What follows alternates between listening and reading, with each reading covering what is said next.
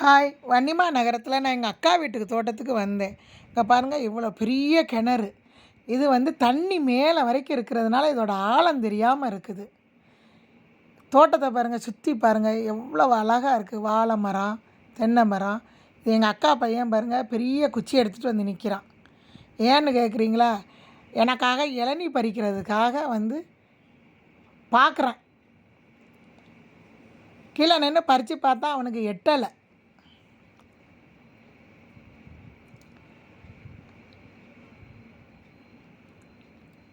அதனால் என்ன பண்ணிட்டான், ஒரு பெரிய இரும்பு பலகை மாதிரி இதை கொண்டு எடுத்து போட்டு மாமரத்தில் ஏற ஆரம்பிச்சிட்டான்.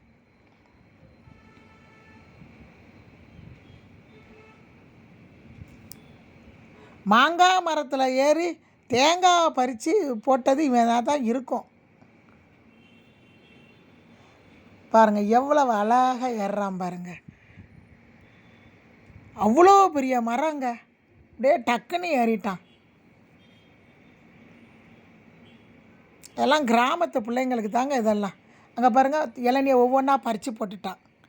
அதுக்குள்ளே எங்கள் அக்கா மருமக பக்கத்தில் மாமரத்தில் அவளும் கொஞ்சம் மாங்காய் பறித்து போட்டுட்டான், ஊறுகாய் போடலான்னு.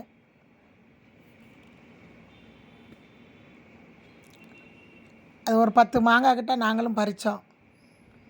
அதுக்குள்ளே அவனும் தேங்காய் பறிச்சுட்டு கீழே வந்துட்டான். அங்கே பாருங்கள் இளநீ ஒரு 10-15 இளநீ பறித்து கொண்டு வந்து அவன் பையன் அவ்வளவும் கொண்டு போட்டுட்டான். அந்த பையன் பேர் ஹனீஸ்.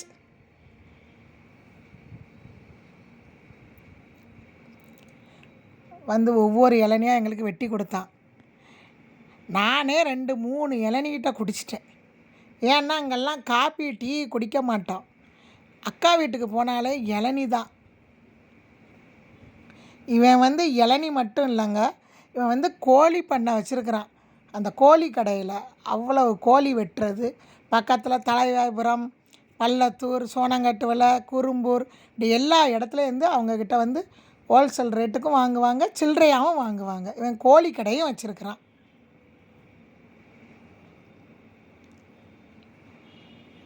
பாருங்கள் இளநீ வெட்டி கொடுத்துட்டான். எனக்கு என்னென்னா,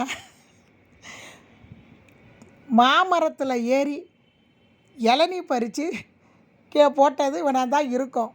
நான் சொல்லி சிரிச்சுக்கிட்டே இருந்தேன்.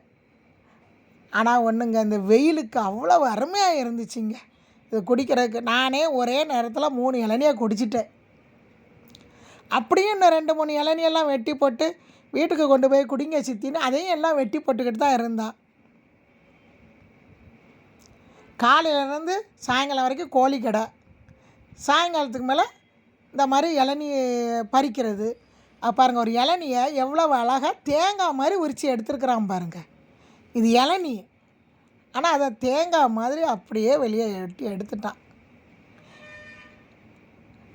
இது இந்த மாதிரி விற்கிற இளநீ விற்கிற வியாபாரிக்கும் அவன் கொடுப்பானா. ஆனால் ஒன்று, அந்த ஒரு இளநீ இந்த ஊரில் 10 ரூபாய்க்கு தான். இந்த பக்கத்தில் இருக்குது பார்த்திங்களா, இவ்வளோ பெரிய தேங்காய் 15 ரூபாய்க்கு தான் எடுத்துக்குவாங்களாம் வியாபாரிங்க.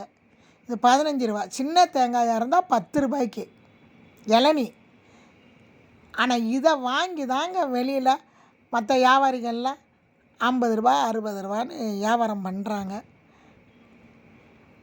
நானும் நல்லா ஆசை தீர தேங்காயெல்லாம் அந்த இடத்துலையே உட்காந்து தின்னுக்கிட்டு இருந்தேன்.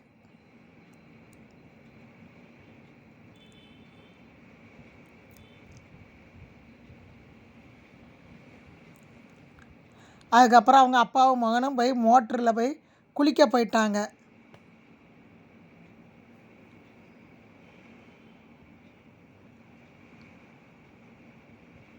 அதுக்கப்புறம் நானும் பக்கத்தில் உள்ள செடி, அக்கா மருமக சொன்னான், இது மலை சீத்தாவாம், பூ பூத்துருக்கு, ஆனால் காய் இப்போதைக்கு காய்க்கலை, சீசன் இல்லைன்னு சொன்னான். அடுத்தது இது முள் சீத்தாவாம், இதுக்கு பேர். இது குழந்தை இல்லாதவங்க இந்த சீத்தாப்பழத்தை சாப்பிட்டா குழந்தை இருக்கும்னு இது அந்த கிராமத்தில் ஒரு ஐதீகமாக பேசுகிறாங்க. இது அந்த மரம் தான் இதுன்னு அவன் சொன்னது. பக்கத்தில் சப்போட்டா இருக்குது, எல்லாம் பறித்து கொண்டு அவன் சந்தையில் போட்டுட்டான்.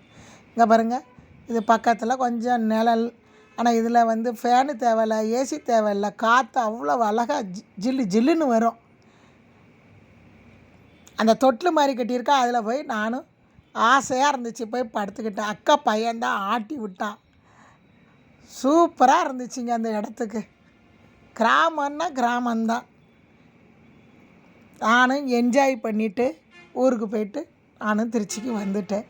இது ரொம்ப பிடிச்சிருந்துச்சு எனக்கு இந்த இடம். நாங்கள் போனாலே அக்கா வீட்டுக்கு போனால் அந்த வயக்காட்டில் இங்கே தான் வந்து உட்காருவோம். இந்த வீடியோ பிடிச்சிருந்துச்சுன்னா ஷேர் பண்ணுங்கள், லைக் பண்ணுங்கள், சப்ஸ்கிரைப் பண்ணுங்கள். பாய். காற்றை பாருங்கள் எப்படி வருதுன்னு. பாய்.